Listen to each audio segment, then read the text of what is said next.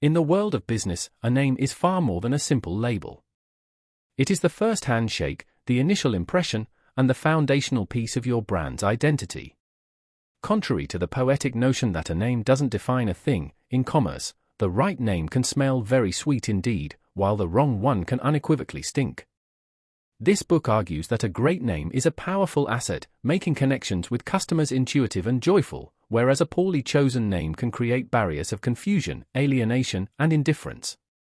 Through a clear and engaging framework, the author demystifies the process of naming, transforming it from a daunting creative challenge into a manageable and even enjoyable strategic exercise. The journey to an awesome name begins with understanding what makes one stick. The ideal name should be effortlessly memorable and evoke a positive, brand-appropriate feeling. To crystallize this concept, the author introduces the SMILE test.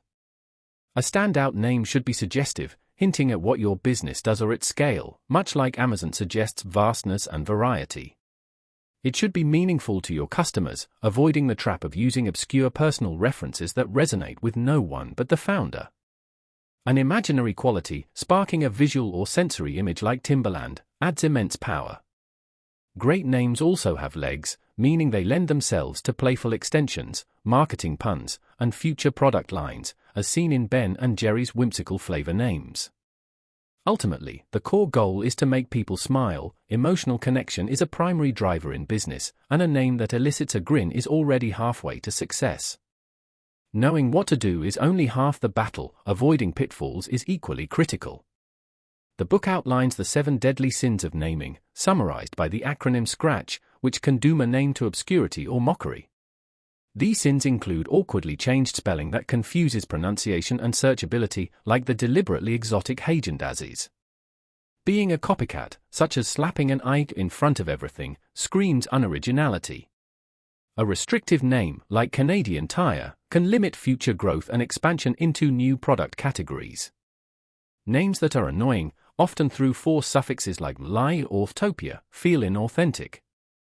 A tame, bland, and generic name will simply vanish in a crowded market. The curse of knowledge involves using industry jargon or insider terms that are meaningless to the average customer. Finally, a name that is hard to pronounce, including awkward acronyms or backward spellings like Zobni for Vinbox, creates an immediate barrier to word-of-mouth sharing. With these principles in mind, the actual process of finding the perfect name requires a methodical approach that surprisingly favors solitude over crowds. The common practice of group brainstorming often lets the loudest voices dominate, stifling unique ideas. Instead, the author recommends beginning independently by drafting a detailed creative brief. This document acts as a strategic blueprint, defining the brand's essence, target audience, key emotions to convey, and words to avoid. This solitary reflection ensures clarity of purpose. Once the brief is set, the individual search begins, exploring song lyrics, literature, images, and foreign languages for inspiration. Only after generating a solid list of candidates should you seek feedback, carefully selecting a small, trusted group to provide constructive criticism. The goal is not to create a watered-down, committee-approved name, but to find a strong, distinctive one. It's important to remember that groundbreaking names often feel unusual at first. Google or Yahoo would have once raised eyebrows. Securing your name in the digital world is the final, non-negotiable step. Your domain name is your primary online address, and misalignment here can cripple a brand. Ideally, the exact brand name should be available as a .com domain.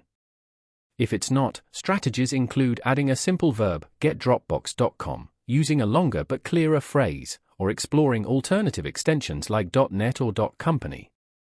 It's also wise to make a direct offer to purchase the desired domain and to defensively register common misspellings to redirect traffic. However, creativity must be tempered with caution. Using country code domains for clever wordplay, like .ly, can backfire if foreign regulations change. Most critically, thorough trademark searches are essential before finalizing anything. A final, crucial check involves scrutinizing the domain for unintended meanings, a lesson starkly illustrated by the infamous example of penisland.com, which highlights why strategic capitalization in URLs, penisland.com, is sometimes a necessary safeguard. In conclusion, Crafting an awesome name is not a matter of elusive creative genius but of following a disciplined, insightful process. By aiming for a name that passes the smile test, diligently avoiding the scratched sins, developing ideas from a solid creative brief, and securing a functional digital home, any entrepreneur or brand builder can find a name that is not just good, but truly awesome. The right name is a gift that keeps on giving, paving the way for recognition, loyalty, and growth.